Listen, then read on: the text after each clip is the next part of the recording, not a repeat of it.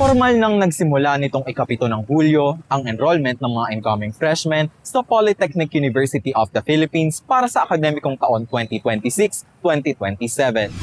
Mula sa iba't ibang panig ng bansa, dumagsa ang mga bagong mag-aaral at ang kanilang mga magulang sa PUP Main Campus upang isagawa ang isa sa pinakamahalagang hakbang sa kanilang paglalakbay bilang mga iskolar ng bayan.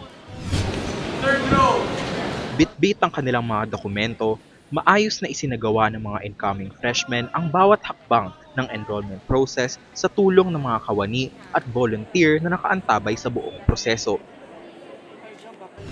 Bilang bagong scholar po ng bayan, well accommodated naman po kami sa enrollment namin ngayon. Smooth lang po yung flow. Napakabilis lang po talaga ng process ngayon.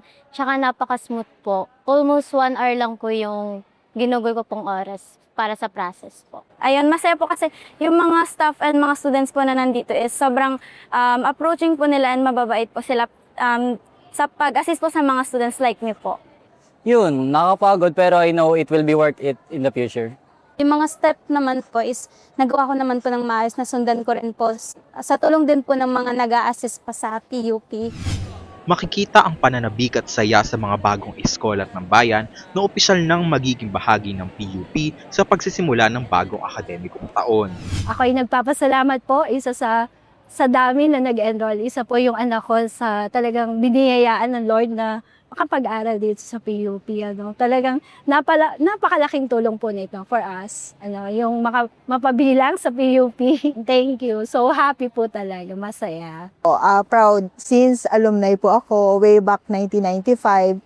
Nag-graduate po ako dito ng Bachelor of Science in Food Technology. Parang proud ako kasi parang wow, pareho kami ng alma mater. Na since kasama si PUP sa top 10, so nakaka-proud po. Mula sa mahabang paghihintay hanggang sa maging opisyal na bahagi ng PUP, nagsilbing simula ang enrollment season para sa panibagong yugto ng mga bagong iskolar ng bayan. Ako si Aaron Francisco, Tanglaw ng Bayan.